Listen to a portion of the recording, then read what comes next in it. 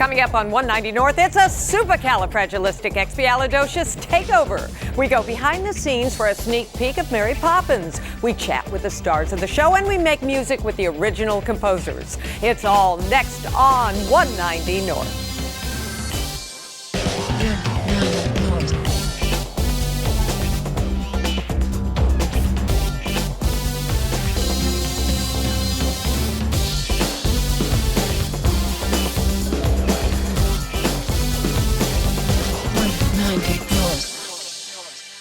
Hello and welcome to 190 North. I'm Janet Davies.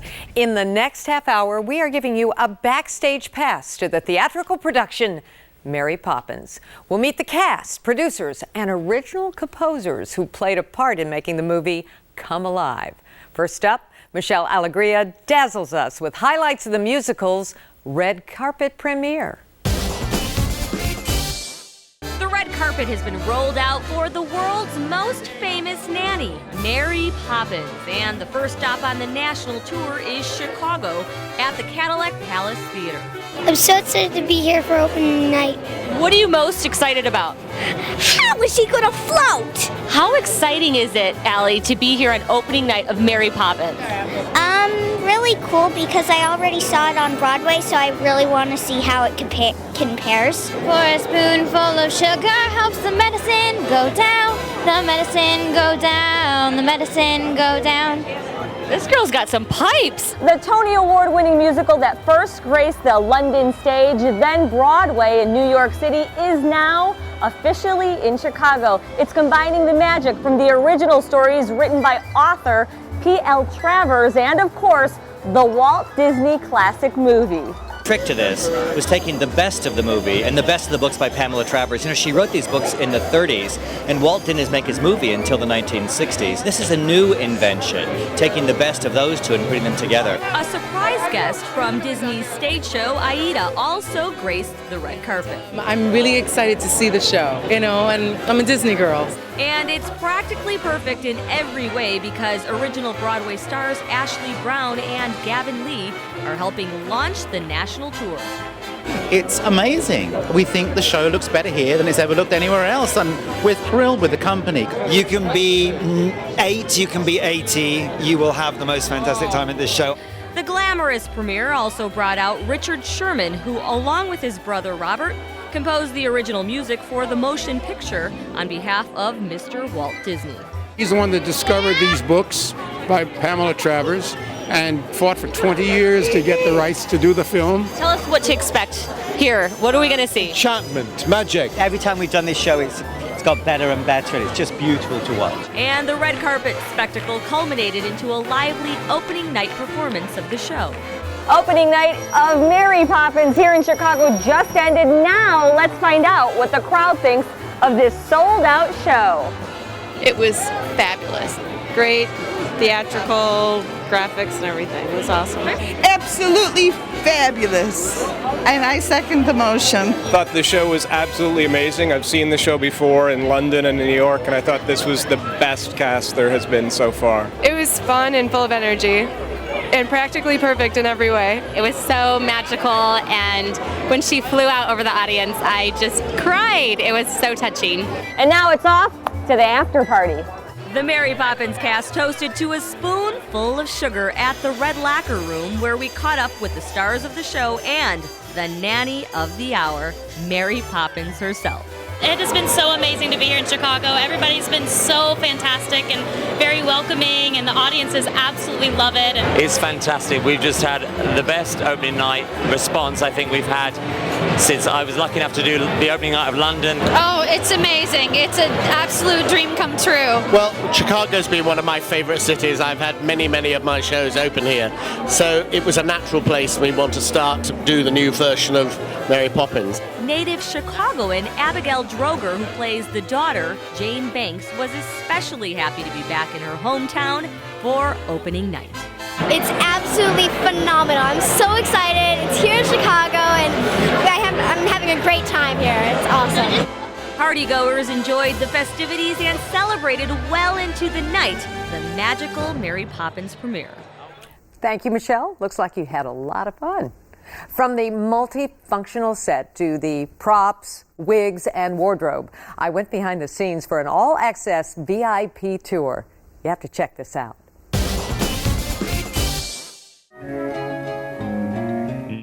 Far-out wigs? Eclectic wardrobes? Well, I toured this meticulously crafted set from its highest point and even stooped to its lowest.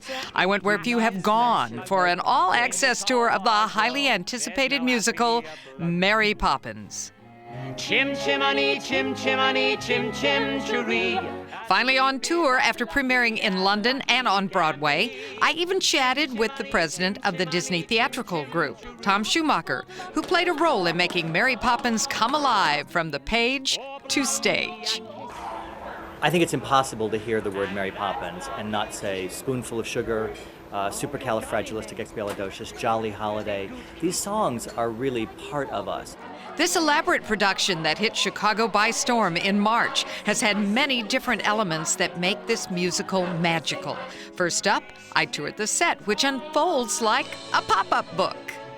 But think about Mary Poppins. The first thing you think about is the Banks family house, number 17, Cherry Tree Lane. It's a 3-story house that opens almost like a pop-up book on stage. So it's an entirely different way to deliver the house than we do on Broadway. But here's the secret chimney door. And this way, it's plexi so we can see you, but I think you should get inside. So hop in. Now, all it takes is one button, and we could shoot you out a chimney. It's a stage illusion, but the kids sleep on a bed that is about the size of a canapé tray. You can't, I think you could fit 2 ramaki on here, and that's about all you're going to be able to get.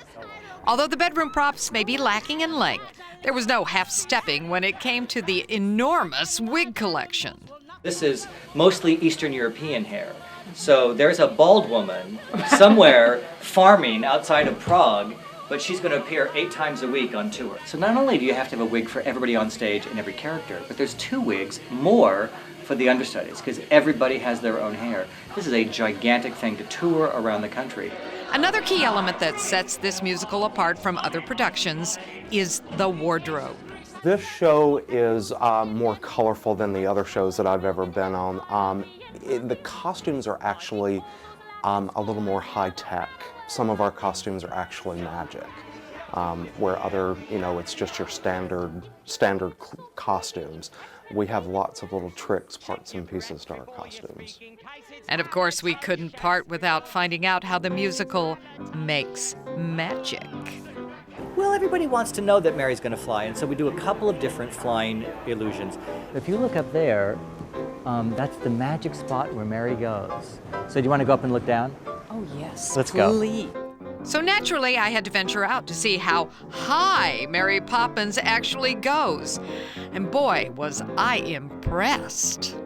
Is this the biggest that Disney Theatricals has done? Is this bigger than Lion King? No, it's not bigger than Lion King, thank heavens. We do big shows, but I think that's what, in the case of the audience coming to this, wants to see a big show. They want to see big numbers, they want to see great costumes, they want the story to touch their heart, they want great music, and they want something to remember. It's a cool set. While the world first glimpsed the friendly flying nanny on the silver screen in the 1960s, it took decades to finally see the story hit the stage. Our friend Scott McKay has the story of how it went from blockbuster to Broadway. There's no doubt the beloved Disney film inspired producers to take the story of Mary Poppins to the stage. But did you know that 1964 movie actually got its start with a series of kids' books, first published in the 30s?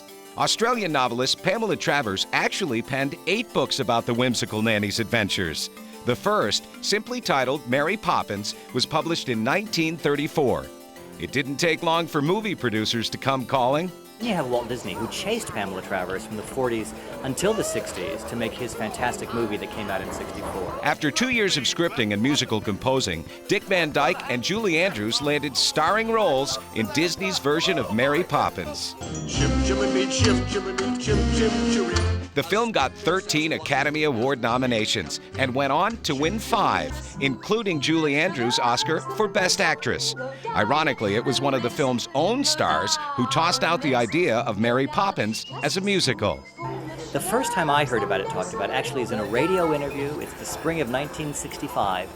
Dick Van Dyke, Julie Andrews, and Richard and Robert Sherman, the composers, are being interviewed on the radio, and Dick says, I think this would be a fantastic Broadway show. And they all shout him down, saying, you could never do this on stage. But a string of producers thought Van Dyke might actually be onto something. I think about 30 years ago, in the late 70s, I, along with many other producers, went, oh, wouldn't it be marvellous to see it on stage? Wrote my letter, and of course got the usual very polite reply saying no thanks, but no thanks. Famed Broadway producer Cameron McIntosh never forgot his dream to stage the story of the nanny blown by the east wind to number 17 Cherry Tree Lane. And 20 years later, he got the rare chance to meet the then 93-year-old Poppins author. And I went to her house in Chelsea, and she interviewed me. And I thought I was going to ask her questions, and she drilled me, absolutely. She was as sharp as a tack, despite being rather frail. And finally, she sort of looked at me and looked down her nose and went, you'll do. Both the author and producer agreed a Mary Poppins musical would need the popular songs from the Disney movie, but talk soon stalled with the film studio.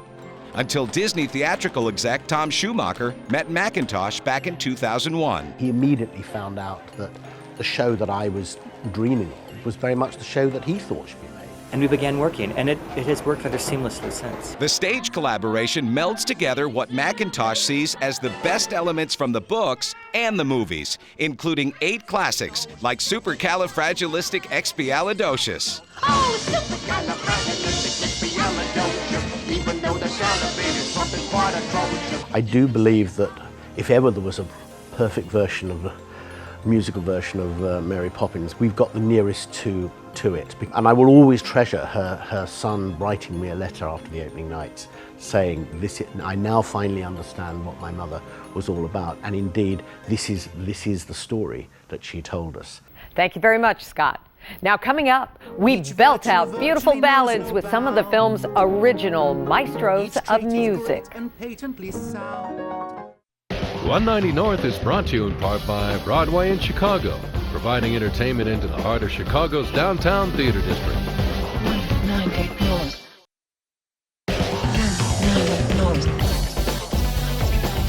Welcome back to this special edition of 190 North, all about Mary Poppins.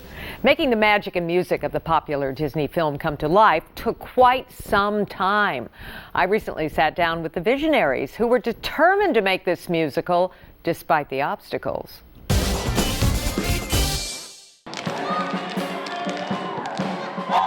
It took me, nearly 15 years to get it onto the stage myself. But the journey has been meant, and I, in my own head, I always think that Pamela's sort of weird control of both the stage rights, the book, and her veto on the movie, she's up there sort of manipulating us all to get what she wanted. Staying true to the book and the movie, Cameron worked with the Sherman Brothers' original music and enlisted the help of Anthony Drew and George Stiles for new material. With such a prolific creative team, anything can happen. Anything can happen if you let it. Sometimes things are difficult, but you can bet it doesn't have to be so. Changes can be made. You can move a mountain if you use a larger spade. Kind of summed up where we were with Mary Poppins. How about Practically Perfect? I understand that maybe you wrote something like that for the original movie, but it was thrown out. Mrs. Travers actually came up with that expression, practically perfect in every way. It was in her book. And when we were reading the stories, that just jumped right out at us. We said, wow, that's a natural, it's a natural song title. And we started something, but we got waylaid in writing, and we never completed the song. I'm practically perfect in every way.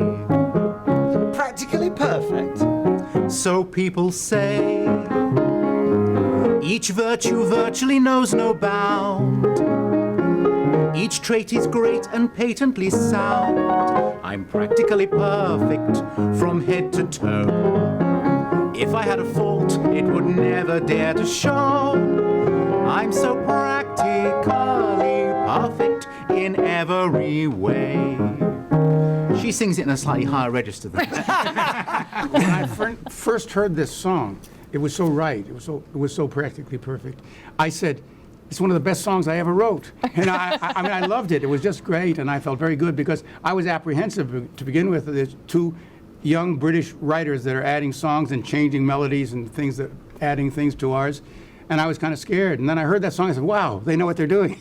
Richard, I know with so many songwriters, they write a song for a film and it never makes it into that particular film, but you find it crop up in another film along the way. Did that happen with Mary Poppins? Several songs that ended up, there was a film called Bedknobs and Broomsticks about 7 years after Mary Poppins, and an underwater song went, how lovely bobbing along on the bottom of the beautiful briny sea.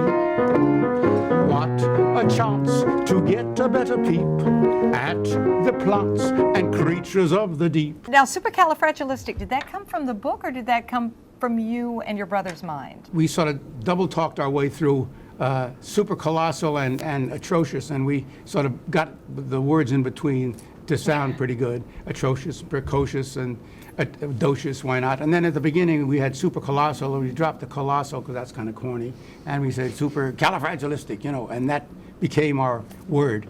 Would you mind taking us out with a song? SUPERCALIFRAGILISTICEXPIALIDOCIOUS SUPERCALIFRAGILISTICEXPIALIDOCIOUS. Here we go. Supercalifragilisticexpialidocious. Supercalifragilisticexpialidocious. Supercalifragilisticexpialidocious. Supercalifragilistic. Supercalifragilistic. Supercalifragilisticexpialidocious. Supercalifragilisticexpialidocious. It is important to note that this production features some original music from the film that will definitely leave you feeling pretty nostalgic.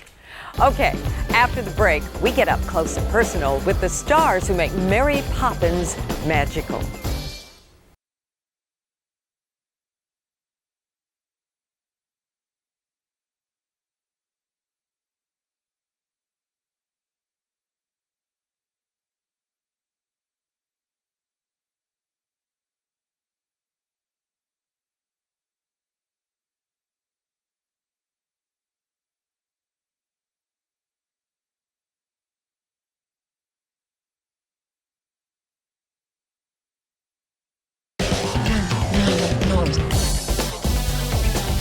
Welcome back to 190 North. When most people think of Mary Poppins, Julie Andrews and Dick Van Dyke might come to mind. So needless to say, the actors in the theater production had some large shoes to fill. I had a chance to sit down with the stars of the stage show to get to know them a little better. Take a look at this.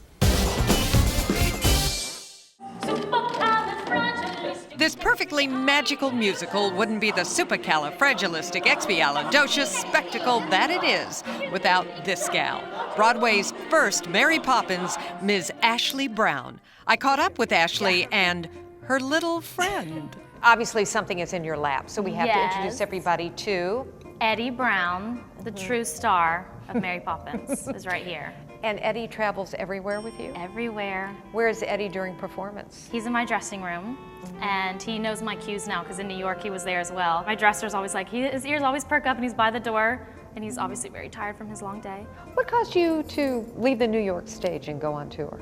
I just wasn't ready to give it up. I wanted to really put my stamp on it and travel with it and bring Broadway to everybody else, you know, the people that weren't able to come to New York and see the show. Now, what would you tell people about this show, comparatively speaking, when they think of the film? I think we put so much more of the books, and I feel like you get to know the characters so much more. It really shows why Mary Poppins has chosen this family to come and rescue, basically. Every actor has a magic moment in the show.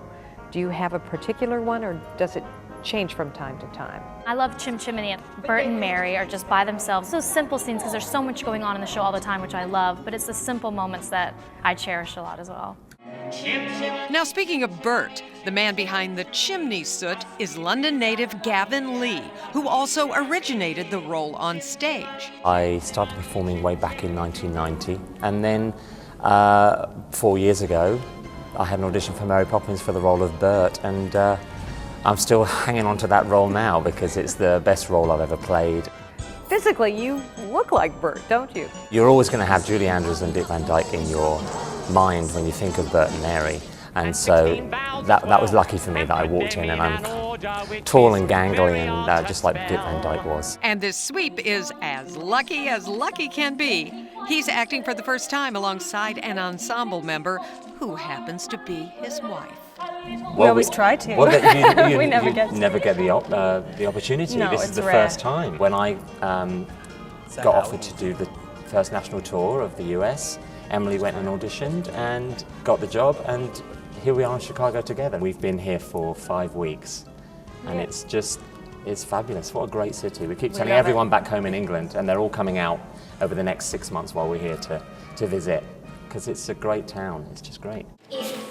Maybe Chicago native 11-year-old Abigail Troger can show the leaves around town. This talented young actress plays Jane Banks in the show. Mary Poppins is my 7th professional production, 6th in Chicago. I've worked at Looking Glass and Steppenwolf Theater. And most recently, I played Ilyusha in the Brothers Karamazov at the Looking Glass Theater. You and the character of Michael Banks are almost in every scene. Is it exhausting? It is very exhausting. We don't have, anytime we're like not rehearsing and eating, sleeping, or doing schoolwork, I mean, I have no other life besides this. What do your friends at school think about what you're doing right now? They're all very happy for me. They're so excited to see me in the show. But it's kind of hard for them to not see me every day at school, but I'm still trying to keep in contact with them as much as I can. Okay, how do you feel about the opportunity to be such a brat in this show? It's pretty cool. I like just being nasty as I can to everyone. It's fun. It's a lot of fun. Something you don't get to do at home. Oh, no. Isn't Abigail a cutie? Okay, there's more 190 North, all about Mary Poppins, when we return.